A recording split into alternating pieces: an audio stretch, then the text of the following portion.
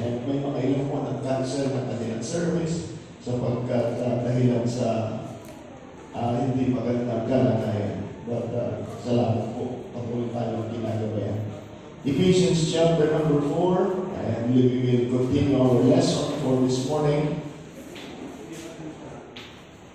Let's be reading from verse number 11. At tayo po ay magpapatuloy down to verse number 15 or 16. If you were there, say aloud, Amen.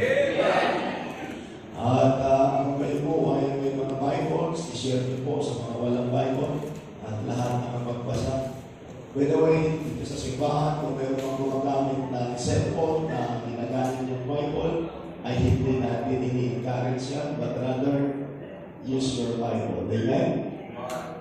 Alright, so the Bible says, verse number 11, and he gave some apostles, and some prophets, and some evangelists, and some pastors and teachers, for the perfecting of the saints, for the work of the ministry, for the edifying of the body of Christ, till we all come in the unity of the faith and of the knowledge of the Son of God, unto a perfect man, and to the measure of the stature of the fullness of Christ, that we henceforth be no more children tossed to and fro, and carried about every wind of doctrine, by the sleight of men and cunning craftiness, whereby they lie in the way to deceive.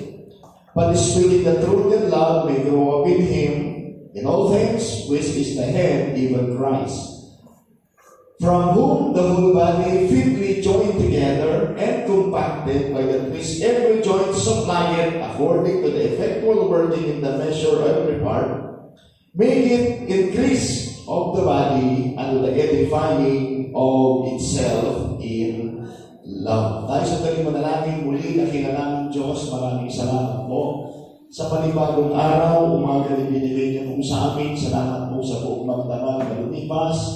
Maraming salamat po muli sa kalakasang ibinigay ninyo at sa pribilehyo na kami na magtipon-tipon muli sa lugar na ito to worship you and to glorify you and to give you the praise and honor, Panginoon. Salamat sa lahat ng biyaya niyo po sa amin. Dalahin po o Diyos, tulungan niyo po kami at mga bawat isa'y patuloy na matuto ng inyong pong mga salita. Gamitin niyo po ako ng maging pagpapala. Salamat po sa inyong protection sa amin. Salamat po sa pag-spare niyo sa amin sa mga kalamidad. May mga ilang kamag-anakan, kapatiran, friends, and kababayan namin, Panginoon, na ngayon ay nagsasuffer pa po na mga kalamidad. Dalahin ko po, Panginoon, continue to work on them. Kayo po ang magpalang po sa kanila. At tulungan niyo po na patuloy na manalig sa inyo, Panginoon. Salamat po, dear Lord. Patawad sa nagawang pagkukulang at pagkakasala. Inisip niyo po kami sa aming karamihan. Bigyan niyo kami ng kababaang loob at muli matuto sa inyong pong mga salita. Ito po lahat ang aming dalangin. For in Jesus' name we pray. Amen. Amen. Thank you so much. Good morning. Please be seated in the presence of our God. Nakaupo na po kayo. Ngayon po ating pong Revival Sunday. Amen. At mamaya po ako'y magbabahagi sa inyo all about revival. But for this moment sa ating pong Sunday School, ay patuloy natin pag-aaralan ang ating series of lesson all about commitment. Commit to grow. So yan po yung ating pong tinatalakay. So in-explain ko po sa inyo understanding commitment. And then pinag-usapan po natin the importance of commitment. And then number 3, nandito po tayo sa examining our commitment. So mahalaga po na magkaroon po tayo ng tinatawag na self-examination as far our commitment to God. So our meditation, a serious thoughts about one's character, action, and motives. So yun po yung ating tinatalakay, examination, examining our commitment. So napakahalaga po na magkakaroon tayo ng self-examination. Kung meron mang nakakakilala ng ating sarili, wala pong iba kundi ang ating sarili din. Amen? Kung meron nakakakilala sa inyo, ay kayo. Amen? Kilala niyo po ang inyong sarili. Kaya nga maganda na magkaroon tayo ng examination as far as our commitment to God is concerned. Kaya nga napakahalaga na magkaroon tayo ng tinatawag na serious thoughts. Magkaroon tayong seryoso pag-iisip sa buhay natin bilang isang Kristiyano. Sabi ko nga po sa inyo, hindi lang kayo basta tao, kundi tayo ay Kristiyano, tayo po ay anak ng Diyos, iniligtas tayo ng Panginoon for a purpose, tayo po inilagay ng Panginoon sa simbahan, at napakaganda na magkaroon tayo ng kaisipan sa mga bagay na ganyan. Kaya nga po, that our life makes difference, mga kapatid sa Panginoon. Kapag tayo naiintindihan po natin yung buhay natin bilang isang mananampalataya. Kaya nga sabi ko nga po sa inyo, marami nagsabing sila ay Kristiyano sapagkat hindi sila Muslim. Pero ang totoong Kristiyano ay napakahalaga na nag-grow sa kanyang pananampalataya sa Panginoon. That's why kinakailangan hindi lamang sa isipan natin, kundi yan na talaga yung buhay natin. Kaya sinasabi ko sa inyo, kayo pong mga kabataan na pupunta dito sa simbahan, tayo pong mga fathers na pupunta dito sa church, kayo pong mga magulang, nagpapasalamat tayo na meron tayong pagkakataon to learn something. Kaya nga dito sa simbahan, sabi ko nga po sa inyo, lahat yan ay nakikita na natin at lahat tayo bilang mga tao, higit ang Panginoon, binigyan tayo ng Panginoon ng tamang pag-iisip. Amen? Binigyan tayo ng tamang pag-iisip, kaya gamitin natin yung ating pag-iisip. Yan ang isang tao. Ang isang totoong Kristiyano ay talagang nag-iisip. Amen? Kaya binigyan tayo ng Panginoon ng pag-iisip. Kaya nga, by the way, hindi po tayo robot na remote control. God gave us the ability to think. At binigyan tayo ng volition or will ng Panginoon. At lahat ng ginagawa na gagawin natin, ito ay bunga ng ating pag-iisip. Although may mga pagkakataon minsan na nagkakamali po tayo, pero pag nagkamali tayo, ano gagawin natin? Huwag kang manatili sa mali. Amen? Kaya nga ang isang Kristiyano, pag nagkamali, huwag kang manatili sa mali. Pagsumikapan natin na maitama natin yung mali. Kung nagkamali po tayo ng desisyon, nagkamali ka na ng desisyon, ano gagawin mo? Huwag kang manatili sa desisyon, mali. Pagsumikapan natin na mag-recover po tayo sa biyaya ng Panginoon at gawin pa rin natin at sundin natin kung ano yung kalooban ng ating Panginoon.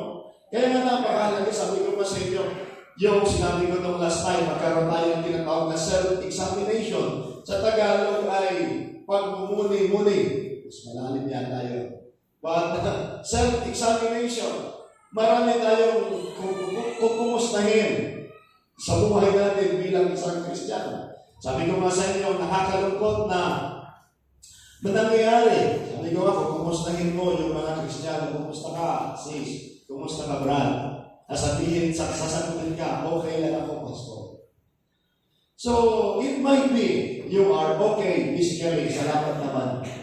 But you need to realize that you are not okay spiritually. Kung ikaw ay wala sa simbahan, wala kang ginagawa para sa Panginoon, ikaw ay wala doon sa direction ng Panginoon, ay hindi tayo okay. Amen? Magiging okay ka lang if you get right with God. Amen? Kaya nga mamaya, mahalaga talaga yung revival. We need to get right with God. Kaya kung alam mo na dapat ka nasa bahay man ng bahan at wala ka, ay kinakailangan you need to get right with God. Amen? Baka nawala na tayo ng focus. So baka wala ka ng focus, hindi mo na iniisip ang iyong spiritual na buhay. Dapat natin maintindihan, maging ang ating Panginoon, sabi nga ng Bible, man shall not live by bread alone, but by every word that proceeded out of the mouth of God. Kaya mahalaga talaga yung ating kalagayan, ang pagbuti natin, yung ating kalagayan spiritual.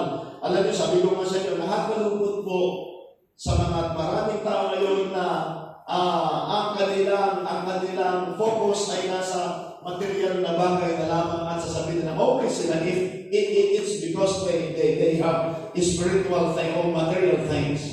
Pero wala silang spiritual na bagay. Kaya ngayon ang nakakalungkot, sasabihin na okay ako sapagkat I have a good house, I have a good family. Pero kung wala kang ginagawa sa Panginoon, you are not good. Amen? You are not good. Ikaw ay wala doon sa kalooban ng Panginoon. Kaya nga po, napakahalaga na bilang isang Kristiyano, magkaroon tayo ng self-examination. Self-examination. So we need to ask this question na binanggit ulitin ko po sa inyo mga kapatid. Number one is, how deeply value my relationship with God? Yun ang magandang katanungan. Paano ko ba pinapahalagahan ang aking relasyon sa Diyos? How deeply do I value my relationship to God? Paano ko nga ba binibigyan ng importansya ang aking relasyon sa Diyos? Kaya nga po napakaganda na bigyan natin ng maayos na kahulugan ng bagay na ito. Paano mo pinapahalagahan ang iyong kalagayan, ang iyong relasyon sa Panginoon. Kaya nga po, sabi ko nga po sa inyo, when in fact, pag dumating sa atin ang kabigatan, problema, makikita pa rin natin dyan kung gaano ang iyong magandang relasyon sa Panginoon. Amen? Lahat tayo mayroong pinagdadaanan, may mga problema, mga desisyon na nagkamali po tayo. But sabi ko nga po sa inyo,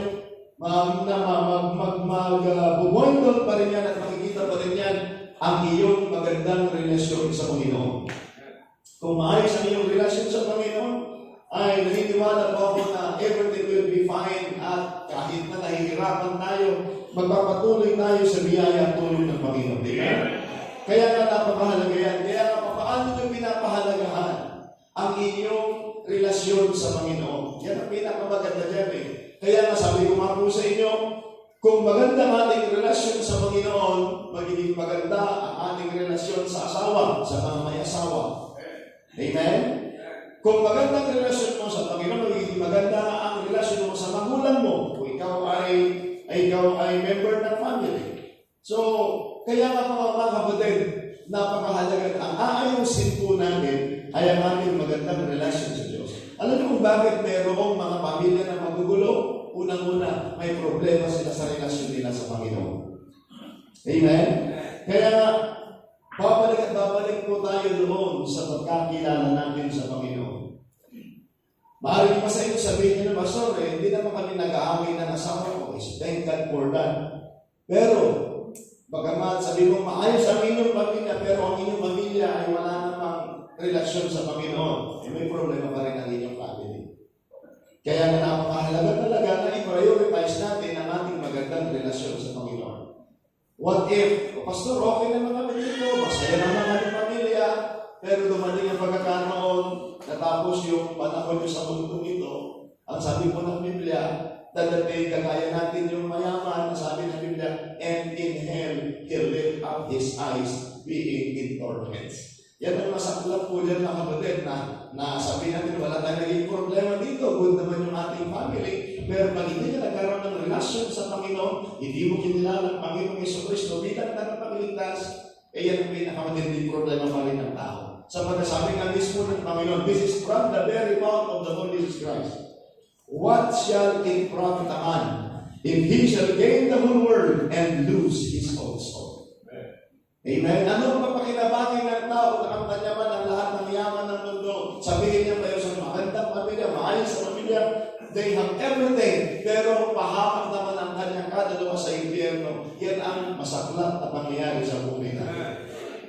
Amen? Kaya sabi ko sa inyo, magpasalamat tayo na meron po tayong kaalaman sa mga bagay na patungkol sa Diyos na hindi alam ito ng maraming mga tao. Amen? Kaya alam lang nila, magkaroon ng maayos na buhay, magkaroon ng pera, magkaroon ng kayamanan sa mundo nito, edukasyon ng mundo ito. Kaya sabi ko, I have none against the education of this world. Pero, ang problema kung yan lang ang focus ng tao at nagmamalaki ng kanyang edukasyon, yan ang bagay na dapat natin pag-isipan ng may sapagkat nakalimutan mo ang edukasyon ng salita ng Diyos. Amen? Nang-miss nyo yung education ng salita ng Diyos. Kaya mahalaga talaga if we are educated with the Word of God, mga kapatid, makikita mo talaga ang totoong realidad ng buhay. If you're going to learn the Word of God, makikita mo talaga na ang realidad ng buhay, na ang lahat ng bagay sa mundo ay mayroong katapusan. Amen? Mayroong katapusan. At mayroong katapusan, dapat din natin maintindihan na mayroong buhay pagkatapos ng kamatayan. Kaya natin naiisipan ng tao, at akala po natin, after na tapos ang buhay dito, tapos na, hindi po ito nagtatapos. Dapat natin maintindihan. Yan ang hindi alam ng iba. Kaya pakita ko nito. Tingin ko kayo dito. Even yung mga matataas ang pinag-aralan, pag nagkaroon sila ng problema, ano ang gagawin nila? Suicide. Bakit? Sapagkat yun lang iniisip nila sa mundo ito. Pero hindi nila alam na meron pang buhay pagkatapos ng kamatayan. Kaya anong mangyayari sa kanila? So, ang masaklap nito mga kapatid, mas masaklap pa yung buhay dun sa kabilang buhay. Well, in fact, lahat ng grupo ng pananampalataya ay nagtuturo na mayroong buhay pagkatapos ng kamatayan. At hindi lang po yun. Most of all, here it is. The Word of God is teaching us that there is life after death. Mayroong buhay pagkatapos ng kamatayan. Mismo ating Panginoong Jesucristo na Diyos na nagkatawang tao, nakita ng kanyang mga disciple, nag-minister, ipinako sa cross, namatay, inilibing, muli na buhay, umakyat sa langit. Sinabi niya na mayroong buhay pagkatapos ng kamatayan. Hindi pa ba natin paniniwalaan yun? Amen. Hindi pa ba natin paniniwalaan? Kaya maniwalag na dito. Salamat na meron tayong salita ng Diyos. Kaya mga kapatid, we need to value our relationship with God. Pahalagahan ninyo ang inyong relasyon sa Panginoon. Number 2 is, am I prioritizing the will of God in my life? Pinapahalagahan ko ba, pinapriority ko ba ang kalooban ng Diyos sa buhay ko? Amen? So dapat natin maintindihan na mayroong kalooban ng Diyos sa buhay natin. Nakita ko niya, ano yung kalooban ng Diyos sa buhay natin? Kalooban ng Diyos na lahat ng tao ay maligtas. Kalooban ng Diyos na ang tao ay ilagay niya sa church. That's the will of God. At kalooban ng Diyos na ang mga tao ay magkaroon ng panahon sa Diyos. Kaya napakahalaga yan na maintindihan natin. And of course, as a part of the church, God wants you to grow. Amen? God wants you to grow. It's because when you grow in the things of God, you will understand the plan of God in your life. Bawat isa sa atin. Kaya pag nag-grow tayo, kaya nga, ito'y kalooban ng Panginoon, ikaw ay maligtas, ilagay sa church, at kalooban ng Panginoon, ay nandito ka sa church, kinakailangan ka mag-grow. Amen? Kaya nga mga kapatid, ito yung pag-uusapan natin, na sinabi ko nung nakaraan nito, identifying the areas for growth. So kinakailangan i-identify natin yung area ng buhay natin, physically, spiritually, na dapat mag-grow. Amen? Okay? Kaya kayong mga kabataan, kakausapin ko muna ngayong umaga. Uunahin ko kayo mga kapatid, sapagkat mahal ko po kayo. Okay? Kaya nga, kayong mga kabataan, kumusta ang inyong relasyon sa magulang niyo? Gusto ko na pag-isipan niyo ngayong umaga ang ating pinag-uusapan ngayon. Kumusta ang inyong relasyon sa inyong mga magulang? Kinakailangan isipin natin yan. Kaya sabi ko nga sa inyo, maaari ngayon, iniisip ninyo na kontra ang mga magulang ninyo sapagkat sinasabay kayo sa mga ginagawa ninyo, ayaw nyo papigil sa pagsiselfone, ayaw nyo papigil sa gusto ninyo at gusto ninyo na sa inyong murang edad na 14 years old, 15 years old, may boyfriend, may girlfriend na kayo. At kalaban ninyo yung magulang ninyo, magpinipigilan kayo. Pag-isipan yung maigiyan. Kaya kinakailangan yung maayos ang inyong relasyon. By the way, wala pong magulang na nag-isip ng masama sa kanyang anak. Sapagkat pag ginawa yan ng magulang, nung bata pa kayo, tinapos na kayo. Tignan nyo, yung isang batang dependent sa magulang. Tignan mo ninyo. Although, may mga magulang talaga na minsan hindi natin maintindihan, pero kaya mahalaga. Now, kaya ngayon, sabi ko nga sa inyo, kayo mga kabataan, kinakailangan mag-establish kayo ng inyong magandang relasyon sa inyong mga magulang. At sasabihin ko sa inyo, maintindihan itong sinasabi ko. Kaya ayaw pala mag-intindihan ninyo. Pero, kung ayaw nang intindihin, panahon ang magtuturo sa inyo isang araw. Kung ayaw niyo paniwalaan ngayon, okay, sige, you go ahead. Pero at least may narinig na kayo mula sa akin. One day, mag-suffer kayo at puro na naman kayo pagsisisi. Alam niyo, sabi ko nga po sa inyo, noong ako po ay naging tatay, doon ko na-appreciate yung pagiging anak ko. Kasi sabi ko, mahirap pala talaga itong maging tatay. Sabi ko nga po sa inyo, naalala ko si Isa. Naalala ko si Isa, ang gising niya ay araw o ang gising na gabi. Gising siya ng gabi, tulog sa araw. Kaya nga, babantayin mo ngayon sa gabi. Sabi ko, magbihira, no? Naisip-isip ko tuloy yung mga magulang ko, paano ko pinantayan ng magulang ko. Naisip-isip ko tuloy, na sabi ko, salamat sa pag-aalaga ng mga magulang ko na hindi ako pinabayaan. Kasi lalo-lalo yung bata, pag may sakit, ay magbihira. Yung nanay, kung ano na lang talaga, hindi niya tutulugan.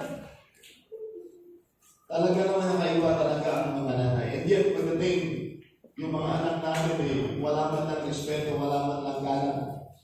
Nakakalungkot talaga, katulog ng puso. Kaya kayo mga kabataan, you better believe me, believe the word of God, and salamat kung meron kayong naririnig. Pahalagahan ninyo ang inyong mga magulang habang nandiyan pa yung mga magulang ninyo. Ang masaklat, kung kailan namatay yung magulang nyo, sa kaiyak-iyak. Nasamantala, hindi naman sinusunod yung magulang nyo. Kung ganyan ang galing nyo, matumawa kayo kung namatay yung magulang nyo. Oh. Di ba? Tawanan nyo kasi wala na yung magulang, wala na sasabay sa inyo eh. Kaya alam nyo, sabi ko sa inyo sa itong mga bata, kaya kinakailangan talaga. So, kung kayo mga kabataan ay nandito, so, mahalaga na kinakailangan i-prioritize. I-identify ninyo saan kayo lalo. Kinakailangan na makuha ko sa aking magandang relasyon sa aking mga magulang. Huwag niyo muna isipin na magiging choir member niyo. Huwag niyo muna isipin na magiging ano mang ginagawa niyo sa simbahan. Kalimutan niyo muna yun. Kasi sayang lang din naman, pakanta-kanta kayo dito sa choir. Bastos naman kayo sa mga magulang niyo. Sabi ko sa inyo, nakapagahan na tayo dito. Sayang na naman dito. Sabi niyo, ginagalang-galang niyo yung matatanda dito sa simbahan, pero magulang niyo, hindi niyo kaya igalang. Kaya nga, identify the areas for growth. I-establish niyo ang inyong magandang relasyon sa mga magulang ninyo. At naniniwala po ako, pag kayo nirespeto niyong magulang ninyo, yan ang utos ng Panginoon, mga kapatid, God will bless you. God will bless you. Sige, pakitaan niyo ako ng mga bata na nag-disobey sa mga magulang nila. Ano ang buhay nila? Kaya mga kapatid, mahalaga na kasalanan dito sa simbahan, ini-enforce natin. Alam niyo po ba, ngayong panahon ito, daming problema ng mga kabataan talaga. At ang masarap dito mga kapatid, sabi ko nga po sa inyo, nakita niyo naman po yung aking kabigatan na mismo nagbasa ako ng cellphone dito sa simbahan natin para lang ipakita ko yung pagkamuhi ko sa practice ng maraming mga tao. Kaya ito talaga, matindi talaga itong cellphone mga kapatid. Kapag hindi natin binantayan yung sarili natin, ubus talaga yung oras mo at yan ang bagay na sisira sa ating pamilya pag hindi natin binantayan yan, mga kapatid. Alam niyo po ngayon, masama, even mga batang maliliit, grabe ang addiction as far as technology or cellphone gadget is concerned. Kaya nga, ngayon naman nakikiusap ako sa inyo pong mga magulang. Kinakailangan bigyan ninyo ng magandang sistema ito, mga kapatid.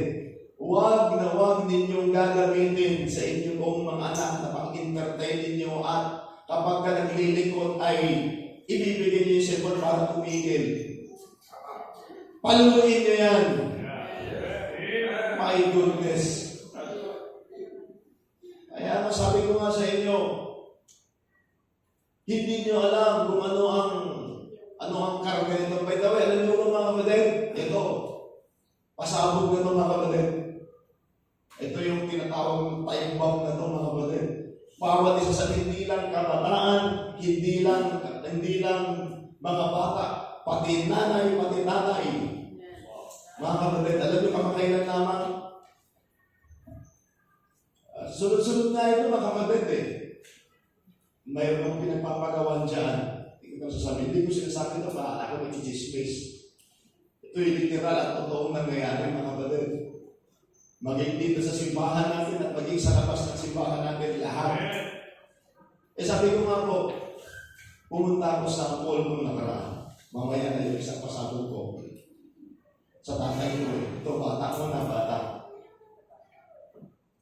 Nakikita ko pero kumain kami sa food court. Pabira, batang na rin, 5 years old. Tig-isa ng cellphone. At di na pang-internet, masakit ito habang kumakain. Ganun din, nakamulang-mulang din sa cellphone. My goodness, sabi ko, 5 taong gulang. At ngayon, pag ginuha mo, iiyak. Ay, this time, dapat ang magulang ng paluhin. Kasi kinalaw nilang ganyan eh. Oh. Kaya alam mo, sabi ko dito sa simbahan natin, kaya ako, bago ko sasabihin yung binabanggit ko, mga kapatid, ito, respetuhan na lang. Huwag naman sana na gawin niyo pa dito sa simbahan. Habang ang service ay ongoing. Ako'y makikiusap po sa inyo mga kapatid, if you still respect the services ng ating simbahan, ako'y makikiusap sa inyo, naiintindihan ko po na may mga, alam niyo naman rin, sinamantala mo yung buwan eh. Sinamantala mo yung bagyong ulan na imiting yung ating mga media, yung ating mga ginagamit sa ating pong media. At kaya sabi ko nga po sa inyo, may mga bagay na dapat tayong i-correct at mismo kinausap ko personal yung aking nakakatulong dito. Salamat, may nakakatulong ako para ma-improve yung ating media. And about observation, ay maraming observasyon na maraming nagsiselfone during our service. Kaya ako talaga ay naalala ng mga kapatid. Kaya ito po lang po ng step ko na gagawin. Ako'y makikiusap po sa inyo. Pero pag hindi ko na ito madalas sa pakiusap, magagawa na ako ng executive order. Okay? Pakiusap po ng mga kapatid, pag nandito kayo sa simbahan, alam ko nagpapasa kayo ng mga link para sa inyong mga kaibigan to join our service. Salamat. Pero naniniwala naman ako na sabihin lamang po yun at hindi naman yun makakaabala sa inyo ng maigi at hindi naman maghintay ng oras ninyo. So maganda kapag nag-send kayo, thank God. Pero after na magawa niyo po yun, itago niyo po yung cellphone ninyo at makinig kayo ng salita ng Diyos. So yun po muna pakiusap ko, wala na pong mag-cellphone during the service. Ngayon, kung hindi ito mangyayari mga kapatid, bago kayo pumasok, ipapasurrender ko lahat ng cellphone sa mga usher. Yun ang pangalawa na gagawin ko mga kapatid. Bilang respeto sa simbahan at sa pananambahan ko na. Kaya of course, may mga authorized dito na nag-monitor sa ating Facebook Live, may mga authorized na nag-monitor. Kaya nga, maging sinabi ko, kasi alam niyo po pati yung mga tulataran na to, pati yung operator natin, may nag-cellphone. Nakatago. Pero ngayon, na sila kasi kung ayaw nilang sumunod sa akin, naalisin ko sila lahat yan. Okay, sabi ko sa kanila dati, tignan nyo, nandito yung magsasalita, mag-testimony, check. Walang sound yung microphone. Dahil yung bakit? Nag-cellphone yung operator doon eh. Hindi nakatingin dito. Sabi ko, pinatawad na kayo sa lahat ng kasalanan ninyo na yan. Pero tapusin na natin ngayon. We need to be serious sa ginagawa natin. Pero sabi nila, Pastor, hindi naman po kami. Yun din, mayroon din pong mga asher. Meron din po at meron pang isang hilera na sa upuan puro na nakaselfo. Sabi ko, patawarin kayo ng Panginoon. Peace be with you. Amen? Hindi mga kapatid, aking makikiusap, sana naman po pumunta kayo dito. At alin yung sinabi ko po sa kanila, sasabihin ko ako sa pulpito.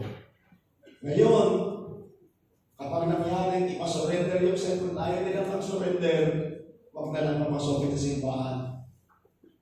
Alam mo ba na nasabi ko po yun? Kaya, pero hindi tayo hahantong doon, naniniwala po ako na pwede tayo mag-disiplina sa una pa namin na pakiusap. Okay? Bakit po tayo pumunta dito? Para makinig ng salita ng Diyos. Yan naman ang purpose. Kaya maging kayong mga kabataan, ako'y makikiusap sa inyo, mahal ko kayo, at gusto ko kayo na mag-grow, at magawa ninyo yung kalooban ng Panginoon sa buhay ninyo. Kasi sinabi ko po yan, lahat yung mga operators po natin. Kaya nakita nyo, nakatayo na si MJ. Amen, MJ. Sabi ko nga po, lahat po tayo, minsan hindi napapansin yan. Kaya nga po, salamat na, sabi ko, at least nakikita pa natin yung mga bagay niya. Amen? Kasi yung hindi mga kapatid, yan ang nakakalungkot. Ito pa, ito yung sinasabi ko sa inyo kanina. Tatay ito mga kapatid. Tatay. Palibasa nung mayroon siyang na pinupuntahan, magaling na mekaniko. At sa kanyang pagtatrabaho, expertise, mayroong maganda siyang natatrabahuan at maganda. At ang akala niya ay okay na siya. Nga lang, base sa mga testimony ng kanyang mga kasamahan, may rules sila sa kanilang trabaho na sa panahon ng trabaho ay bawal ang cellphone. Pero sapagkat matagal na siya, violator siya. Kaya kung sino talaga yung matagal na sila, violator siya. Now, na-addict talaga siya sa kasi-cellphone ng kapatid. Yan talaga. At ang masaklap nito mga kapatid nyo, kapag na-addict yung cellphone, isa sa temptation po niyan ay pornography. Makinig po kayo sa akin. Lahat tayo dito, apektado pag hindi nyo pinantayan ito. Sa cellphone natin mga kapatid, isa sa mga addiction natin dito, hindi lamang rin ang basta pinapaliminsan. Kita nyo maraming mga malalaswa, bastos na napapanood na dito. Naniniwala pa kayo dyan? Sino naniniwala dyan? Taas kamay. Iba, kumari pa kayo. Okay? Nandito malalaswa, mga bastos, kahit yung mga ginagawa, ay natawag ito, mga vlog-vlog ng iba, yung iba, mga kababaihan talaga na, ay, sabi ko sa inyo, pag hindi nyo nabantay yan. Now, yan ang nangyari sa isang tatay. So, ang masakit na Pinoy, dahilan sa kanyang pagkaaning sa pornografiya, mga kapatid, naisipan niya pa na maglagay ng, kaya nga, sa mga gumagamit na public toilet, another warning na rin doon sa inyo, sa ating lahat. So sa trabaho nila, naglagay siya ng hidden camera, yung cellphone niya, inilagay niya doon sa CR. At doon nalilito yung kanilang secretary. Just imagine, dahilan sa pagka-addict niya, naisipan niya ng kademonyohan. Tatay ito, may pamilya ito kapatid. So, naglagay siya ng video. And after that, ayun. Tapos sabi niya ba doon sa sekretary, ma'am, wala ka na pwede itago sa akin. Ulo talaga, no? Di mo yun talaga. Ayun. O, saan sa pinulot? Pinulot sa sakangkungan. Terminology. O, tanggal sa trabaho, walang trabaho, gutom, pamilya niya, at kahihiyan pa ng kanyang pamilya. Saan nagsimula, mga kapatid? Walang ibang ginawa kundi mag-cellphone na mag-cellphone at pornografiya. Kaya mga kapatid, seryoso man tayo dito. Bilang mga Kristiyano, kinakailangan pag-isipan talaga natin ito. Kaya nga, sana ma-overcome ng bawat Kristiyano ito, kayo man ay involved dito at meron kayong pangyayaring ganyan, mga kapatid. Tingnan niyo po, saan kayo dadalhin? Naubos yung panahon ninyo na dapat naging produktibo kayo, pero dahilan sa nasaturate yung mind ninyo ng katimonyohan, nakakagawa ka ng isang bagay na hindi mo akalaing magagawa mo. Bakit? Because na-addict ka na dyan. Kung addict ang sigarilyo, addict ang droga, maging sa cellphone at pornografiya, that's also addiction. Ano sa hindi mo na kayang mapaglabanan, para pag hinahanap-hanap na lagi ng mata mo, yan ang masakla, mga kapatid. Kaya nga po, identify the areas for growth. Kinakailangan identify natin, lumago tayo. Kaya sabi ko nga po mga kapatid, salamat na mayroong standard dito sa simbahan po natin. Naglalagay tayo ng don't you know that standard is our boundaries?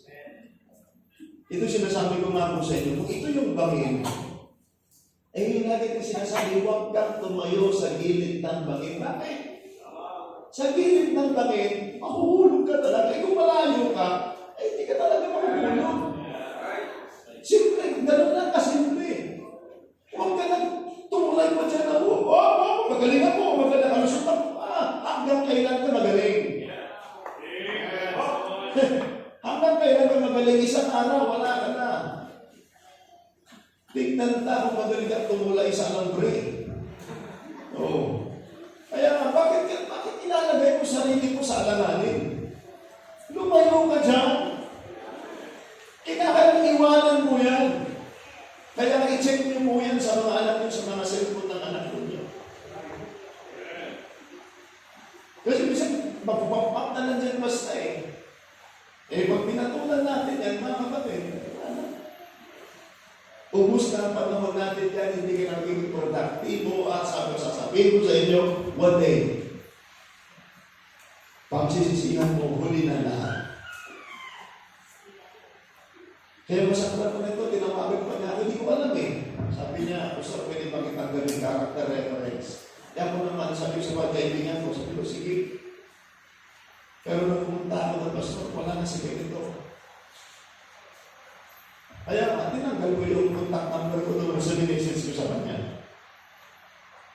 At please, maganda rin naman, kung gawin akong character reference, tatawagan naman ako ng opisina, ganitong galingan ko, pulgar ko talaga siya. Sabi ko, kung tatanggapin niyo, bahala na kayo. Pero yan, ganyan ang pinagaling niya sa trabaho. Hindi sa maninira ko ng tawad, sinasabi ko ito. Kasi, gagamitin ka na Diba? Kaya mga kapatid, identifying areas for growth. Kaya mahalaga talaga, kayo mga kabataan, o yung iba sa inyo, addiction nyo naman, paglalaro. Wala kayong kami kapag di manood ng laro. Pero, ano nangyari? Kung hindi ba kayo nanonood ng pornografiya, pero ilang oras ang inuubos mo niyan para sabihin mo,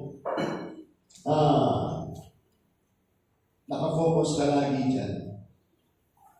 Kaya it's time to grow up sa buhay natin bilang isang Christian. At sabi ko sa inyo, dito sa simbahan natin, pinag-uusapan natin ito. Mga kapatid, hindi ko po intensyon na sirain ang inyong pamilya. Kundi, nag-build tayo ng family dito. Isa pa, kaya alam niyo po minsan, kaya sinasabi ko po sa inyo, kung dito, kayo po mga kababaihan, lahat tayo, ino-observe natin yung maayos na pananamit. Sana, pag-uwi ninyo at pag pumunta kayo sa ibang mga lugar, ganun pa rin i-observe ninyo ang maayos na pananamit. Alam niyo, nakakalungkot. Kahapon, alam ko, may bariyang dito Pagdaan ko yun, sabi ko, malabo na yata ang mata ko, sabi ko, binalikan ko ba? Sabi ko siya, mga kapatid, di may asawa na, nakasal ko, kita ang malaswa talaga mga kapatid. Kaya, kung kayo may member dito sa simbahan mga kapatid, huwag naman kayo maglusos ng malaswa. Amen? Yung sinasabi ni Pastor Hill, gagagaling na sa pagtulog, nasa mall na. Di ba? Kaya mga kapatid, please, tapo isang araw, lalapit kayo sa akin, pero kayong problema, saan nagsimula yan? Sa isang bagay na ginalaw ninyo at practice ninyo na hindi kaya. Nahulog kayo sa tulay, paano ba naman kung sabihin hindi matipa yung tulay? Ano yung terminology na nahulog sa tulay? Paano ba naman? Hindi naman. Naglalagay ko ng tentasyon Kaya ako'y sabi ko nananalangin sa bawat member ng simbahan natin. Alam mo po ba na every time na magkaroon ng member ng problema, dala-dala po natin yun. Nakikinig po ba kayo, amen? So, talaga naman sabi ko nga sa inyo, kung mabigat po sa inyo, gano'n din po sa akin. Kung meron ang nababalinaan ng mga anak na walang respeto sa mga magulang nila, ay hindi na kayo nasasaktan. Gawin niya ako ng pastor, hindi nasasaktan. Bakit? Kita talaga yung buhay natin Nararamdaman ko yung bigat. Kaya mga kapatid, kinakailangan talaga ang solusyon lamang nito ay kinakailangan tayo mag-grow. I-identify natin yung areas. Ngayon, ilang oras ang ginugulo sa cellphone. Mag-grow ka yan. Matuto ka. Kinakailangan maglagay ka ng boundaries mo. Mapabata, May nabi, alam nyo, kahit laro, walang naka-download na laro sa cellphone ko. Bakit? Kapag mayroong laro dyan, pwede akong ma-attempt na o maglaro muna ako. O namang mga laro na nandiyan. Kaya nga, tanggalin nyo na lahat yan sa inyong mga cellphone.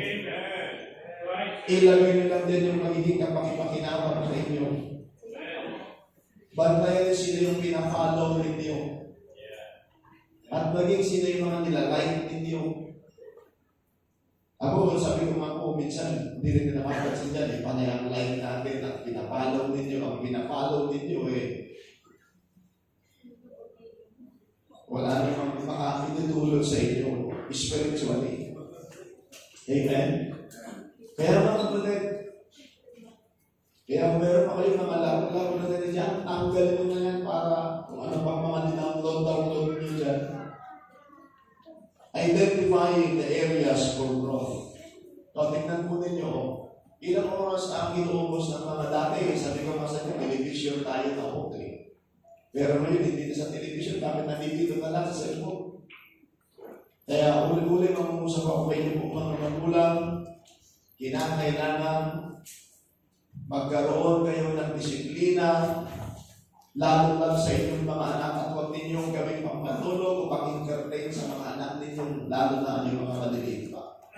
Alam mo, sabi ko nga po sa inyo, kaya nagkakaroon ng problema sa mata. Noong day lang sa online class, na lagi na ako nandiyan sa kaharap sa cellphone. Naramdaman ko talaga. Sabi ko, may mga pagkakataon na. Kaya nung umuulan, sabi ko, iniwanan ko yung cellphone ko. Kung wala naman siguro mga kailangan sa akin. At least, nandun ako nagtatrabaho, nag-garden kami, nagtanim kami ng kamuti. At least, sabi ko, may truck tayo pag na yung mga tinanim ng kamuti. Iiyahin natin sa halintawag yan.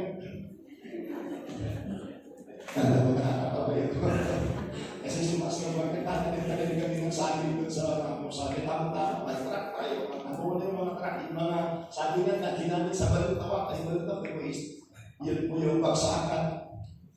Anyways, mas mukha din sa kanila, sabi ko, kahit talbos na ng kamuti, magtanim tayo dyan. Kasi magkano ng talbos ng kamuti kayo, dahil kesa naman wala tayo, hindi pa naman din lagi na kahit, hindi naman din inaangkin. Amen? Linisin lang natin. Nagtanim kami ng, nagtanim ako ng sili, nagtanim ako ng papaya, nagtanim ako ng malunggay. Eh, hindi ka na pumunta sa palengke. Amen? Kaya nga, may mga tanim kami dyan. Kaya sabi ko, pagka umaga, at least tatalbos ka lang ng kamote, hindi meron pa ng ulan. Di ba? Oo. Kaya nga, mga kapatid, kaya sabi ko, iniwan ko yung cellphone ko, baka naman mayroon mang text dyan. Linis mo na tayo at least. Isang paraan yun para hindi tayo lagi nakaselfone. Amen? Kaya mga kapatid, tapos na po ako ngayong umaga, pero seryoso ko sa sinasabi ko po sa inyo. Kinakailangan i-identify ninyo sa area ng inyong paglaro. Kung dito nahok kayo, masyado kayo nagbigay ng panahon dito, sana kayo nakikinig kayo sa ating pag-aaral, gugulin na lang ninyo sa panalangin. Bawasan ninyo yung inyong mga ibang ginagawa na wala namang pakinabang at dagdagan ninyo ang inyong araw o oras ng panalangin. Amen? Dagdagan ninyo yung pagbabasa ng Bible ninyo. Dagdagan ninyo yung mga spiritual na bagay sa buhay ninyo. Kaya mga kapatid, yung ayaw ninyo mahok, sabi ko sa inyo, kapag nahok ka sa bagay na ganyan, lalo ng pornografiya, mga kapatid, saan ka dadalhin yan? Kaya mga kabataan, saan kayo dadalhin ang mga bagay na yan? Yan ang malungkot, mga kapatid. Kaya sana po nakatulong ang ating pinag-usapan bilang mga member ng simbahan. Seryoso ako sa sinasabi ko sa inyo, mga kapatid. Kayong mga anak, kayong mga young people, bigyan pansin ninyo, ayusin yung inyong relasyon sa inyong mga magulang. And be a good to your parents. Alam niyo, ang problema kasi natin ngayon, kulang na tayo yung pag-uusap. Kasi tignan niyo po sa bahay natin, si tatay nandoon, nag-cellphone. Si nanay nasa kapila nag-cellphone. Yung mga nandoon din. Ang masakla, nasa kainan na tayo, naka-cellphone pa rin tayo. Ay, mga lahat tayo dito guilty. Pag hindi tayo naging maingat dito, mga kapatid, lahat tayo sabi kong guilty. Kaya maganda, kailan yung pagkabi nga, kumakain kami, meron akong diniscuss sa kanila, kasi may mga tanong po sila eh. So, at least dinidiscuss ko yung mga dapat i-discuss sa kanila. At least, very interesting, di ba? Maganda yun. Di ba itong unang panahon? O yung mga lolo, nagkwento sila. Kaya alam niyo minsan, pag nagkwento ko sa mga anak ko, ayun na naman si tatay. Puro kahirapan na naman ang sinasabi. Oh, at sabi ko nga sa inyo, yun yung tumulong sa akin na mag-survive sa ministry kasi dumaan ako sa hirap. Kaya nung hirap na naranasan ko sa ministry, doon ako, malayo ko sa mga magulang ko, pero sabi ko, mananatila kasi yung hirap ng pag-uusapan.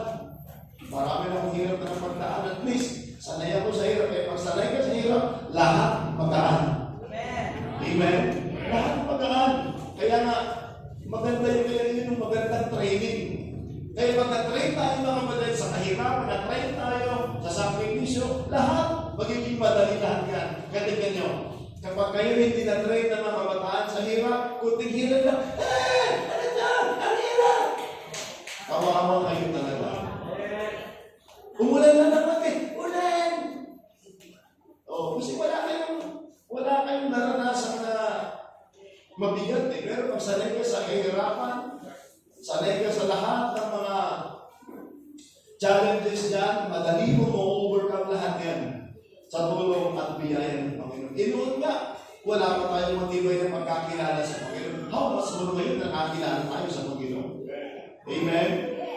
Oh. Noon kasipagan na ang ating baon-baon. Ngayon, hindi lang kasipagan na mayroong pagkakilala sa Panginoon. O kasi yung mga tao na walang, kasi yung tinuturo ng Bible pero mas more ngayon na mayroon tayong kasipagan at higit, meron ka pang Panginoon, pambihira naman. Hindi tayo basta-basta malatali ng jablo.